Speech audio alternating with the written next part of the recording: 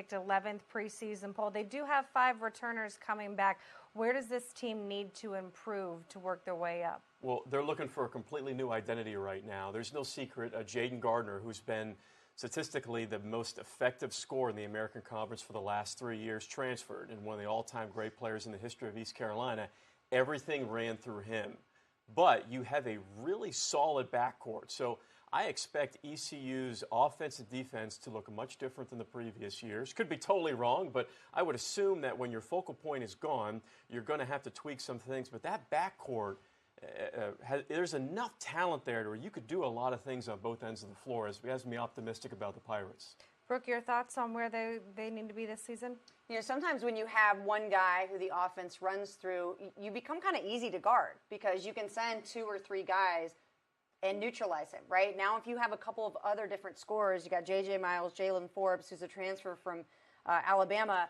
This is an offense that Joe Dooely says there's been times where it's been easy to put things in. And if you have 3, 4, 5 guys who can average double figures, that makes you a much more dangerous team than one guy who's scoring 20 a night. Well, we are going to hear from Joe Dooely in just a bit. But first, J.J. Miles, the player is joining us now, earned a 5th year this season, a super senior from East Carolina. J.J., thanks so much for joining us.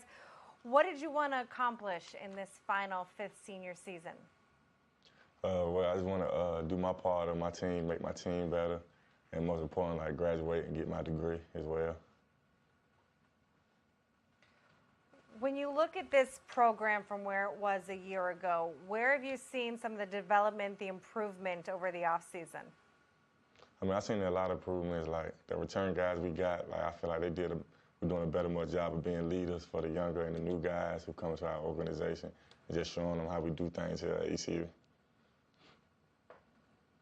JJ, Mike O'Donnell here in the studio.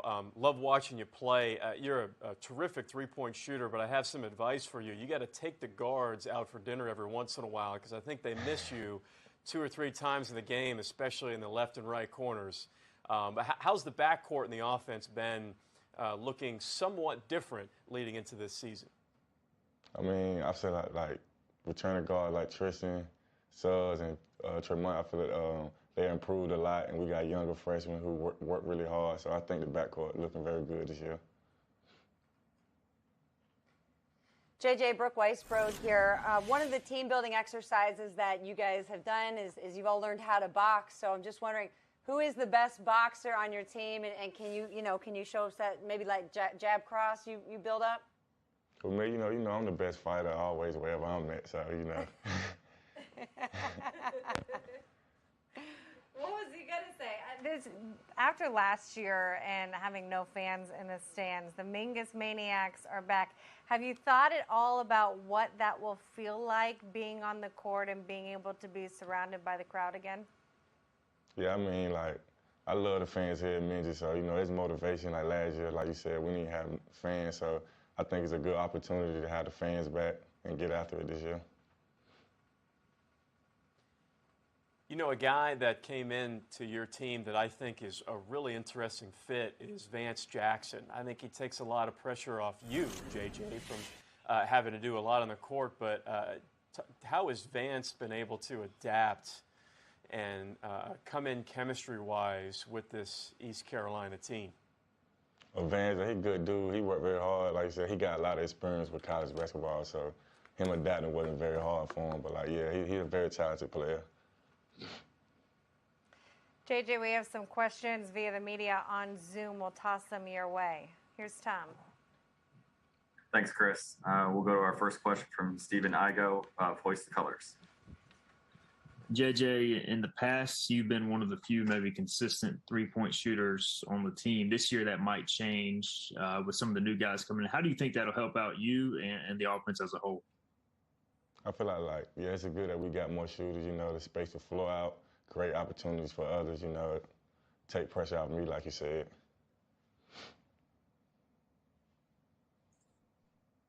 All right, our next question will become from Bubba Rosenbaum of the Sports Objective. Talk about those new guys coming into the program. Just talk about how they made that transition. Can you repeat that, sir? I couldn't hear you. AJ, let's talk about the new reference. program. Just talk about how they Hey, Bubba, I think the volume is down. We'll get back to you in just a minute. Stephen Igo, why don't you have a follow-up? JJ, you guys are picked to finish 11th. Do you ignore that, or do you use that as motivation going into the season? I feel we use it as motivation for sure. We got bad luck with COVID and all, but we really can't use that as excuse. So we just use that as motivation to work hard and get better every day. All right, let's give it a try to let's go to Eric Gilligson right now. Hey, JJ, how does boxing and that mentality help you guys with basketball? Well, it was really cardio workout, and it teach you footwork and the focus on main points. So it was a good experience and good team bonding. Trying to go back to the other guy. Give it another try to Bubba Rosenbaum, see if it goes. JJ, a few minutes ago you referenced the newcomers to the program. If you would talk about how Vance, Winston, and the freshmen, how they made that transition. I'm sorry, sir. Can you repeat that one more time? With the newcomers to the program, talk about how the 3 Division I transfers of Vance, Winston, and Zoe, and also those freshmen, how they've made that transition. Well, like I said, I feel like they're doing a very good job in the transition. There's always room for improvement, and we got more practices in the long season to go. So I think they do it very good with their transition here. JJ Miles, we thank you so much for joining us. Looking forward to seeing you guys tip off the season here shortly. Yes, ma'am. JJ referenced it, Mike, the cancellations last year. They had 13 games canceled, postponed due to COVID. When you're a team that's trying to build a rhythm and a plan through a season, the stop and start, how difficult was that on them last year? It's different for every team depending on what your pieces are and how long you've played together. But Coach Dooely was quoted a few weeks ago in saying it actually affected our offense more than our defense. He felt like their defense was set, but they couldn't find any rhythm on offense and no continuity. So many teams were focused on Jayden Gardner that it was hard to find that rhythm outside of Gardner if he wasn't scoring. So you do feel there might be a shift in the winds of the Pirates' sails this season, and it might be a little bit more offense, especially coming from the backcourt. I think it's going to be pretty fun to watch. Yeah, the difficult non-conference schedule, November 18th against Oklahoma. Want to get to know a little bit more about this team? Here's Morgan Uber with some fun facts about these players. Alonzo Frink and Alexis Reyes were both members of the Dominican Republic national team. Frink, a transfer from South Carolina, was a part of the team in 2016 and 17, while freshman Reyes followed right after in 2018 and 19. While they never crossed paths then, they're now teammates here at East Carolina.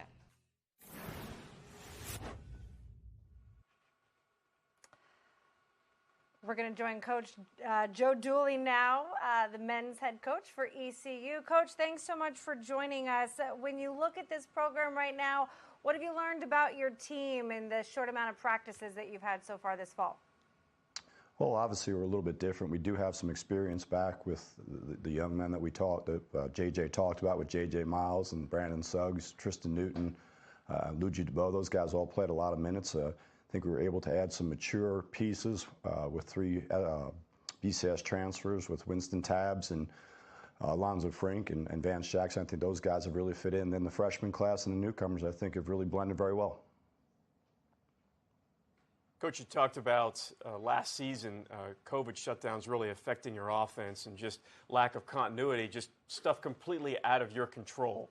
How do you feel the offense so far in the limited time you've had with your team? You're getting somewhat back to normal. Do you feel your offense is starting to develop continuity, at least where you'd like it to be at this point in the process? Yeah, at this point, I like where we are offensively. Obviously, you always want to get better, but the ball moves better. Much better movement, much better one more pass, much better driving. I think, obviously offense is a continuity type deal. It's a feel, a lot of repetitions, and I think the guys have done a nice job so far. Coach Brooke Weisbrod, one of the things you've said is that it's been easy to put things in your offense this year. And how does that put you ahead already versus last year? Well, I think everybody was in an awkward situation last year. You have, you're having practice. You're not sure who's going to practice. You have practices, which can happen even with injuries, but you have practices where you're limited numbers. You have practices where it's one person on a basket with a coach and a manager. So I think being able to have guys out there in groups of 5 and having guys being able to have a feel with each other, play pickup during the offseason, play 5-on-5 more, even in the offseason, probably help these guys get a feel for who each other were and what they're capable of doing. So I think it makes it a lot easier to implement offense because they have a feel for each other. Coach, we have some questions from the media via Zoom now. We'll toss those your way. Thanks, Chris. Our first question will come from Stephen Igo of Hoist the Colors. Coach, we talked about Winston Tabbs a few weeks ago at practice. How's he coming along health-wise? And then if he is able to get to 100% healthy, how much of a different dimension does he bring to the offense? Well, he's been working his way back into practice. He's not at full practice duration yet. Has about an hour and 15 to an hour and a half limit to right now. So he is working his way back in. Hopefully by next week we'll even increase that a little bit more. I think with him, he's got to get his timing back. He was out recovering, so that'll take him a little time to get back to speed. But when you look historically what he's done, his numbers are real. Played at a high level in the ACC. He was a proven scorer. I think adds another dynamic to our offense, and he's played at a high level, so I think he's familiar with what he's going up against in the AAC. And Coach, the preseason poll came out the other day. You guys were picked to finish last. Is that a motivation at all for your team, or do you just kind of ignore that and focus on improving? We both focus on improving. I mean, I think the guys will focus on that more because they want to prove it wrong. But I don't think if you focus on those things, I don't think that does anything. So it's focusing on getting better, focusing on our program getting better, and I think that will motivate the guys.